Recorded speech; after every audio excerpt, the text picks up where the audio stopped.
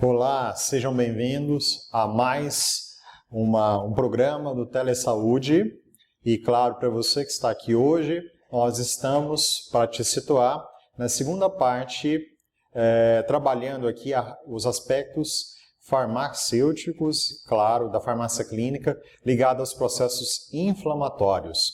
Então hoje nós vamos para a segunda parte, focados principalmente dentro da farmacologia dos anti-inflamatórios esteroidais, mais conhecidos como os glicocorticoides ou corticosteroides, certo? E muito importante você ter a ideia já a partir daqui que esses são tratamentos, claro, que podem ser ligados aos processos inflamatórios de forma paralela aos anti-inflamatórios não esteroides, mas, e vocês vão perceber isso quando nós estivermos trabalhando aqui, principalmente a farmacodinâmica, os aspectos do mecanismo de ação, que são medicamentos extremamente importantes pela sua versatilidade e pela importância clínica que se tem nos mais variados tratamentos, ok?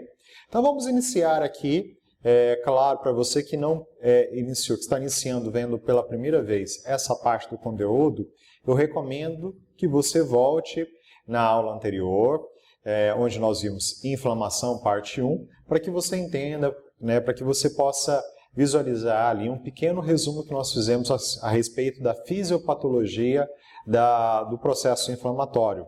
Entendendo que a inflamação ela é uma resposta imunológica à agressão, certo? A agressões, e que ele tem importância não só na defesa do organismo, na eliminação do agente agressor, mas ele também tem papel fundamental na restauração do tecido. Portanto, é muito importante que você que está pegando aqui reveja esse conteúdo conosco, ok? Está lá, veja no nosso canal do YouTube, Telesaúde, procure lá inflamação, você vai ver a parte 1 completa. E claro, entrando agora aqui dentro do nosso conteúdo de hoje, dentro do conteúdo dessa aula, vamos lá definir o que são os famosos glicocorticoides. É importante considerar que eles são moléculas que foram originadas para imitar o cortisol, que é um hormônio produzido na glândula suprarrenal do nosso organismo. Então ele mimetiza, ele imita o cortisol endógeno produzido pelo nosso corpo. Portanto, ele é classificado como sendo hormônio sintético, certo? E ele, basicamente, dentro do mecanismo fisiológico, ele vai predominar sobre o metabolismo dos açúcares, o metabolismo glicídico. E, em paralelo, ele também atua, juntamente com a aldosterona, como um corticoide que vai atuar no equilíbrio entre água e sais minerais do nosso organismo. Então, isso é importante porque ele tem essa ação para o controle também da manutenção de água e sais minerais do nosso organismo. O que vai acontecer é que a sua síntese vai potencializar não só os efeitos anti-inflamatórios, mas diversos outros efeitos, como nós vamos ver daqui a pouquinho. E é claro que todos esses efeitos nós vamos sempre ligar a um efeito farmacológico importante, certo? Dentro dos usos clínicos, nós temos três importantes funções para o uso dos esteroides ou dos glicocorticoides. Primeiro, em uma situação onde há necessidade da produção do corticoide pelo organismo, e nós não temos essa produção por algum motivo, por uma insuficiência adrenal ou por um câncer que obrigatoriamente teve a necessidade de remover essa glândula, você substitui, faz o uso substitutivo, você repõe o que deveria ser produzido pelo organismo. Claro, dentro de uma dose considerada fisiológica que equivale a 10 mg de cortisol por dia. Tudo bem? E é claro que essas 10 mg de cortisol por dia vai depender de qual corticoide você vai utilizar e você vai ter que fazer os ajustes dessa dosagem. Ele terá ação acima dessas doses fisiológicas, ele poderá ter ação anti-inflamatória, que nós consideramos dentro dos níveis, dentro da janela terapêutica, como as doses farmacológicas. Lembrando que janela terapêutica é aquele mínimo para fazer a ação e o máximo tolerado pelo organismo. Então, dentro dessa faixa de concentração no plasma sanguíneo, ela tem uma ação anti-inflamatória que vai diminuir os processos inflamatórios, seja de qual for o órgão que ele estiver atuando, e em doses mais altas ele vai ter um efeito imunossupressor. Ele vai suprimir o sistema imunológico nesse sentido, que também é algo interessante se pensar. Ao mesmo tempo, com um efeito colateral grave, porque o indivíduo que estiver imunossuprimido estará suscetível a infecções ou parasitoses oportunistas, mas por outro lado, em situações onde você precisa manter a imunidade baixa para evitar ou rejeição de um órgão transplantado ou para o tratamento de doenças autoimunes, essas drogas são as indicadas. E a gente vai entender isso daqui a pouquinho. De acordo com a duração, tempo de permanência da droga fazendo efeito no organismo, você tem a classificação em curta, que são aquelas drogas que fazem efeito por menos de 12 horas. Então, obrigatoriamente, o indivíduo tem que fazer o uso para manter a dose terapêutica mais de uma vez por dia, como é o caso da hidrocortisona ou cortisona, e que são medicamentos que também são utilizados não só por via sistêmica, mas também por via tópica, principalmente pomadas, para atingir e ter atuação sobre a pele, certo? Temos os de ação intermediária, cujo efeito prevalece no organismo entre 18 e 36 horas, e temos o de longa duração, cujo efeito prevalecerá entre 36 e 54 horas. E aí o efeito de comparação, especificamente com o cortisol, que é o hormônio que ele sintetiza, na verdade que ele mimetiza, só para que vocês tenham uma ideia, a hidrocortisona ela tem potência igual a 1, ou seja, a potência dela equivale à mesma potência do cortisol. A cortisona é menor do que a do cortisol produzido no organismo, é de 0,8, certo? Esses dois são de curta duração, enquanto, por exemplo, a prednisona, ela equivale a 4 vezes o cortisol ou 4 vezes a hidrocortisona, Então tem um efeito intermediário e uma potência maior. E quando a gente observa, por exemplo, a betametasona ou a dexametasona, esse tem 25 vezes o efeito do cortisol. Então a potência é realmente muito maior. Então é preciso considerar a situação clínica para a escolha de qual é a droga de acordo com o seu tempo de ação, de duração de efeito e também da potência. Tudo isso precisa ser levado em conta no momento em que você estiver escolhendo a droga para a sua situação clínica, certo? Importante lembrar que o benefício é sempre sintomático, certo? Como assim um benefício sintomático? A inflamação, ela é causada por um agente agressor. Fazer o uso de um medicamento anti-inflamatório esteroidal, você diminui o sintoma, mas você não elimina a causa, certo? Então, isso é um fato importante. Então, ele é um benefício onde ele reduz os sintomas da inflamação, ou seja, provoca um bem-estar.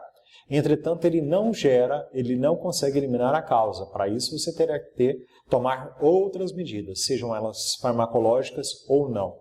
Então, é preciso ter esse cuidado, qual é a indicação clínica que você está. A exceção para essas situações está justamente naquilo que eu comentei. Quando você tem a causa autoimune, ou seja, a patologia que você tem é autoimune, aí sim, os esteroides eles vão estar atuando, diminuindo os sintomas, mas ao mesmo tempo controlando a causa. Ou, como uma forma preventiva, a rejeição e o transplante de órgão, ele também é um detalhe importante, porque você mantém a imunidade baixa.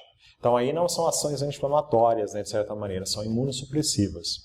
E é sempre, pessoal, é preciso ter um cuidado gigantesco com a dose, tempo de duração, e com a cronicidade do uso dos corticoides. Por quê? Porque eles possuem efeitos indesejáveis, efeitos colaterais que podem ser graves.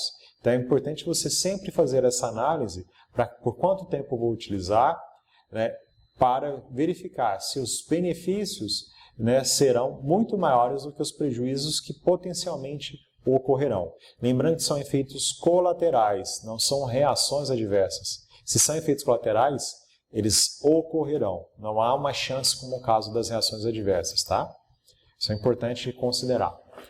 Dentro dos mecanismos de ação dessas drogas, a gente observa que existe um mecanismo de ação interno à célula, certo? Então ele vai atuar a nível nuclear, fazendo aqui toda uma alteração genética. Então ele vai provocar modificação dos receptores celulares, que são proteínas presentes na superfície da membrana plasmática e, portanto, se são proteínas, são originadas de um processo de síntese proteica.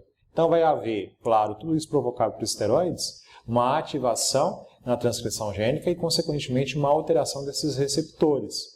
E, consequentemente, esses receptores tornarão essa célula mais ou menos ativas, né, com relação principalmente à sua função imunológica. Tá? Isso é um fator importante a ser considerado. E, claro, fica uma dúvida se a ação é de curto prazo ou se ela é permanente, né? E quanto tempo esse processo ele é dependente, ou seja, ele vai estar ativo enquanto estiver presente a droga ou não. Então, são perguntas que devem ser feitas no momento em que você também estiver fazendo, né, o uso dessas medicações. Com relação a que células são atingidas ou que componentes do sistema imunológico são atingidos, aqui eu faço um resumo para cada um dos sítios e, consequentemente, o seu mecanismo de ação. Quando nós falamos de macrófagos e os monócitos, que são as células que vão dar origem a esses macrófagos, né, vai ocorrer uma redução da vasodilatação e da permeabilidade, consequentemente, essas células elas estarão menos ativas, especialmente nos tecidos conjuntivos, onde elas fazem todo o processo de fagocitose. Então, você diminui, consequentemente, a migração dessas células de defesa, que constituem aí a primeira linhagem de limpeza do nosso organismo, principalmente no tecido conjuntivo, eles estarão menos ativos. Quando nós falamos das citocinas, que são os mediadores químicos dos processos inflamatórios, a interleucinas 1, 6 e o fator de necrose tumoral alfa, eles estarão reduzidos e, consequentemente, haverá uma menor ativação dos linfócitos T e também dos fibroblastos no tecido conjuntivo. Então, são os mediadores também do processo de inflamação crônica. As células endoteliais, que são aquelas presentes nos vasos sanguíneos, eles terão uma diminuição da adesão dos leucócitos e, consequentemente, uma diminuição também da migração das células de defesa da corrente sanguínea para o tecido lesionado, principalmente porque vão atuar, né, nos receptores dos leucócitos para essa ligação, que é o ELAN1 e o IAN1.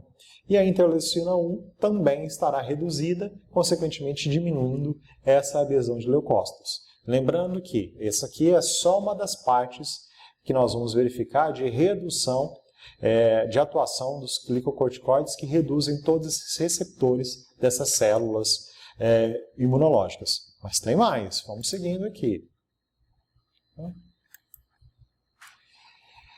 Há os derivados, né, do ácido araquidônico, que são mediadores químicos e que vão fazer com que haja toda aquela cascata da reação inflamatória, eles vão estar em menor número. Consequentemente, nós vamos ter uma menor adesão dos leucócitos, que são as células de defesa que estão presentes na corrente sanguínea, migrando, eles vão ter menor capacidade de migrar para o local. Os basófilos, que são os mediadores das alergias, eles estarão inibidos de produzir a imunoglobulina E, que é o mediador químico da alergia. Os fibroblastos, que são aqueles que vão proliferar, que vão fazer a reconstrução do tecido, a construção do tecido cicatricial, eles estarão também menos propensos a esse processo. E os linfócitos, que são os leucócitos T e B, são responsáveis pela imunidade humoral, produção de anticorpos, a imunidade celular, eles também terão a sua proliferação celular reduzida. Então, de forma geral, o que a gente pode dizer é que os corticoides eles têm essa capacidade de diminuir a inflamação, bem como diminuir aí a defesa do organismo de forma geral em vários mecanismos de ação distintos, tá? Tudo bem? Na verdade, em células diferentes e em mediadores químicos também diferentes.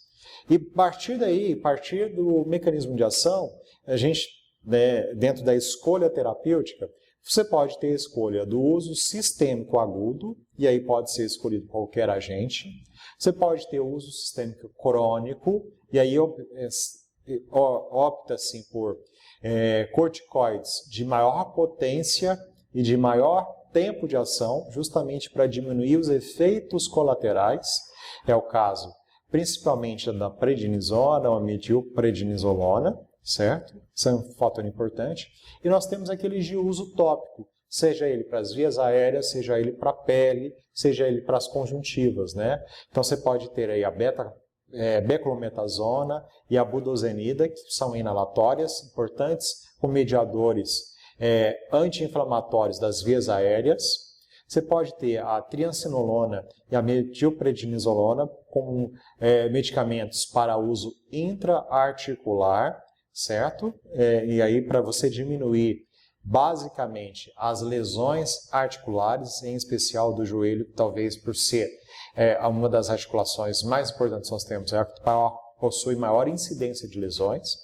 A hidrocortisona, a triancinolona, a betametasona, a alcinodina e o clopidogrel, que podem ser utilizados de forma tópica e para a pele, principalmente para diminuir processos alérgicos, né? Então são escolhas interessantes.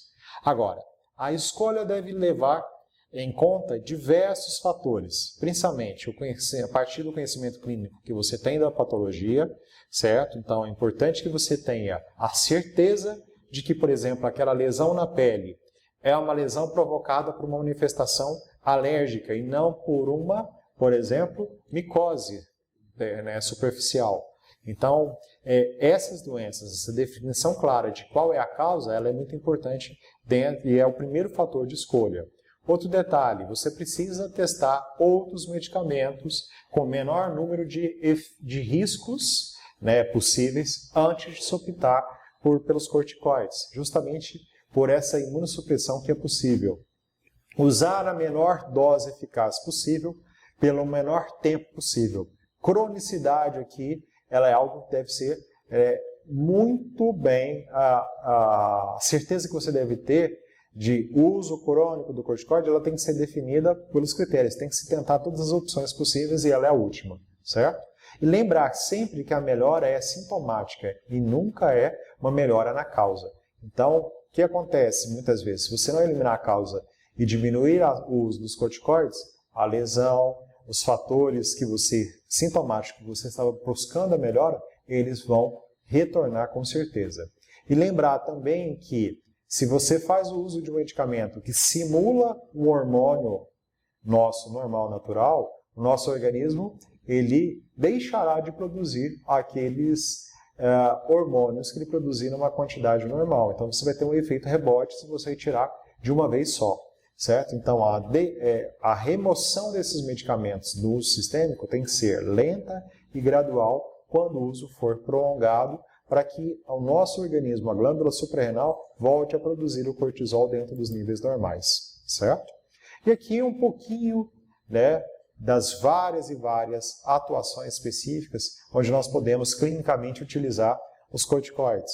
Então, dentro dos processos inflamatórios agudos, sempre em paralelo com a remoção da causa, doenças autoimunes, manifestações alérgicas, transplantes de órgãos, afecções hematológicas, dermatológicas, renais, respiratórias, intestinais, neurológicas e oculares. E aqui eu faço menção, por exemplo, a um dos medicamentos que tem sido utilizado no tratamento dos processos inflamatórios pulmonares como consequência da infecção pelo Covid-19, certo? Então é algo importante, é um medicamento fundamental dentro dessa inflamação pulmonar. E aqui, claro, dentro do sistêmico, algumas doenças que podem ser úteis, serem utilizadas. Doenças do colágeno são doenças autoimunes, como o lúpus eritematoso, polimiosite, vasculites sistêmicas, artrites reumatoides, doenças respiratórias, infecciosas ou não, doenças pulmonares obstrutivas crônicas, prevenção da síndrome da angústia respiratória do recém-nascido, claro, a Covid-19, doenças renais como a nefropatia membranosa idiopática, doenças hematológicas, como a anemia hemolítica autoimune, LLA, linfomas, doenças gastrointestinais e hepáticas, como a doença do Crohn, que é uma doença por intolerância alimentar, doenças alérgicas, sejam elas respiratórias ou não, qualquer que seja o fator, e outras como edemas cerebrais, neoplásicos ou parasitários, inchaços, né, intracranianos de forma geral, meningites, todas aquelas que vão diminuir e, consequentemente, fazer com que o tecido ali sofra o menor dano possível, né? Artrite gotosa, aguda, poliarticular, transplantes de órgãos e assim por diante. São todos extremamente interessantes. E claro que, dentro do uso tópico, as afecções dermatológicas em decorrência de processos alérgicos são as mais importantes, ok? Claro, dermatite de contato, dermatites atópicas, psoríase, dermatites seborreicas, né, neurodermatite, prurido nodular, queloides, e é importante que o queloide ele não é um processo inflamatório, ele é fruto de um excesso das ações específicas de cicatrização pelo fibroblasto. Então, com o uso desses medicamentos logo após, de forma preventiva, a um processo de cicatrização, você diminui a formação de queloides. Então, é uma prevenção estética importante nesse sentido. E, claro, o vitiligo também tem usos tópicos para diminuir todo esse processo. Doenças respiratórias de fundo alérgico, como asma brônquica, né, isso é importante ser considerado. Afecções oculares, mas aí tem que ter todo um cuidado. Por quê? Porque os glicocorticoides eles podem aumentar a pressão intraocular, agravando casos específicos de glaucoma, tá? Então é importante levar isso em consideração. E falando agora sobre efeitos sistêmicos, né, é importante considerar como um efeito colateral importante. O metabolismo de um indivíduo que faz uso dos glicocorticoides, ele estará alterado. De que maneira? A glicemia, que é a dosagem de sangue no organismo, estará aumentado em decorrência do uso desses medicamentos, assim como também efeitos lipídicos, né? Os ácidos graxos livres, os triglicerídeos, também estarão aumentados, o que vai fazer com que haja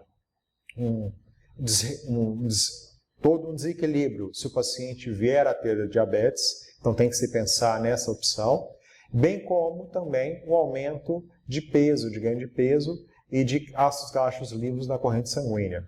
E há um detalhe importante, com relação à parte proteica, vai haver um aumento no catabolismo das proteínas, então, consequentemente, vai haver uma redução de massa muscular, bem como também na matriz óssea, o que agrava a situação da osteoporose, certo? Então, são situações importantes a serem consideradas. E, claro, haverá um desequilíbrio hidroeletrolítico com retenção de sódio de água, né, e uma depressão, uma diminuição na dosagem de potássio, ou seja, além de reter líquido, o indivíduo vai vir sofrer bastante com câimbras porque ele estará perdendo potássio também no organismo. Então, são efeitos colaterais sempre presentes com o uso sistêmico dos glicocorticoides. Então, isso precisa ser levado em consideração. Então, é importante levar isso em consideração se o paciente já vir a ter diabetes, se já for um paciente com hipercolesterolemia, né, e com aumento de triglicéridos, isso precisa ser trabalhado, precisa ser considerado. Okay? Dentro dos efeitos do uso sistêmicos, né, e aí já são considerados efeitos colaterais, precisamos trabalhar aqui um a um. Né? Nós já falamos com todo esse efeito específico relativo à parte bioquímica, mas nós temos aqui alguns efeitos importantes que precisamos considerar. Efeitos endócrinos, na qual você vai ter a masculinização cutânea, principalmente no uso tópico, principalmente formação de pelos, certo? Efeitos gastrointestinais, com uma disfunção da barreira mucosa digestiva. Efeitos neurológicos que podem se manifestar através de euforia, hiperatividade, hipomania e psicose, certo? Efeitos cardiovasculares com hipertensão secundária.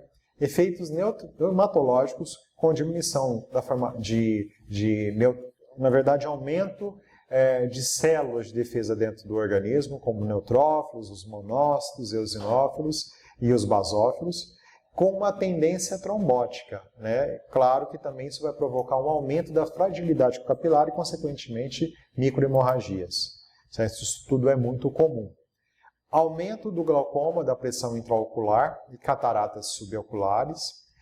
Sobre o feto, você pode ter não efeitos teratogênicos, mas também há uma manifestação, mesmo que baixa, de baixo risco, para o aleitamento, ou seja, a mãe, a lactente, ela pode né, através do leite materno, passar o corticoide para a corrente sanguínea e essas manifestações serem manifestadas no recém-nascido.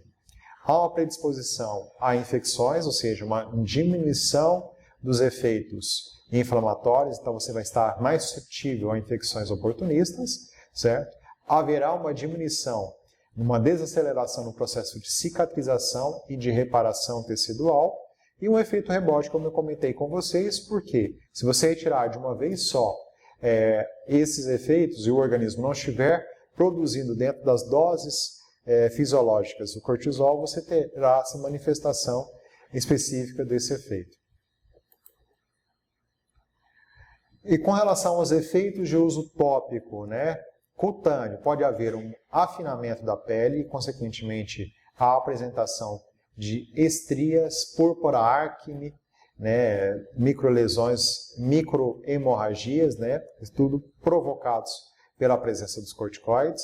Com relação à parte respiratória, você pode ter nas vias aéreas a infecção oportunista por cândida, assim como também intestinal e, claro, na mucosa vaginal. Riscos de infecções oportunistas, principalmente também por cândida intraarticular, certo? Então isso é além, claro, de toda uma degeneração da articulação, em especial se coloca o joelho e a articulação entre os ossos do quadril e o fêmur, e o efeito rebote, que realmente é algo importante a ser considerado. E para fecharmos, é importante que existe toda uma interação farmacológica entre os glicocorticoides e diversas outras drogas, né? Então a gente pode ter a indução metabólica desses medicamentos, ou seja, os medicamentos fenobarbital, fenitoína e rifampicina. Então aí você tem a categoria dos anticonvulsivantes, bem como os antibióticos, eles vão estar com efeitos diminuídos em decorrência da presença do corticoide. Então eles estarão sendo eliminados com mais velocidade.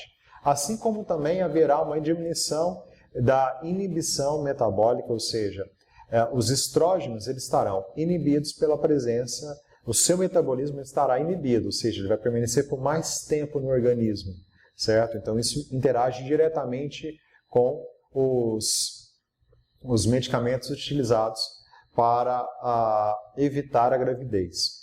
Redução da absorção, antiácidos, eles vão diminuir a absorção desses medicamentos, assim como haverá uma interação com a eritromicina, que é um antibiótico, onde você vai reduzir a eliminação desse medicamento se estiver usando um corticoide. E claro, se você associar os corticoides com a adrenalina e com imunossupressores, vai haver uma sinergismo, uma soma de ação e, consequentemente, a imunossupressão ela estará exacerbada. Então é algo importante a ser considerado. Ok? O que eu trabalhei com vocês aqui é só realmente um ponto-chave, uma introdução para que vocês se aprofundem cada vez mais no estudo farmacológico desses medicamentos. Medicamentos que são extremamente utilizados dentro da clínica, seja qual for a sua utilização. Lembrando aqui, como farmacêutico, alguns medicamentos tópicos contendo esses anti-inflamatórios esteroidais são MIPs, então é de responsabilidade do farmacêutico a sua prescrição dentro de drogarias e farmácias, mas esses medicamentos são extremamente úteis dentro da clínica, seja ele hospitalar, seja numa urgência e emergência, seja no acompanhamento de pacientes com os mais variados sintomas, como nós vimos, com as mais variadas patologias, como nós vimos aqui. Então é fundamental que você aprofunde os estudos e vejam porque esses medicamentos são estudados para inúmeras outras patologias a cada dia mais. Né? Vejamos aí, por exemplo, o sucesso que esses medicamentos têm sido utilizados, por exemplo, no tratamento para o Covid. Ok? O meu contato, caso vocês tenham dúvidas, sugestões, críticas, pedidos, é cidiama@gmail.com. Eu sempre deixo aí no início das apresentações. Você que está vendo aqui essa segunda parte da aula de inflamação, deixei esse meu contato na primeira aula, mas volto a reforçar com você. E caso tenha dúvida, estou à inteira disposição para interagir, para dialogar, para trocarmos experiências, né? E esse é o meu grande prazer que eu tenho estar aqui com vocês. Acompanhem o nosso canal, sigam-nos, vejam aí o tamanho né, de todo o portfólio que nós temos a oferecer para vocês. Sugiram dentro do nosso canal novos temas para que a gente possa trabalhar com especialistas que possam utilizar vocês aí no dia a dia do atendimento dos nossos pacientes, seja no Sistema Único de Saúde, seja no setor privado complementar. Um grande abraço a vocês e até a próxima.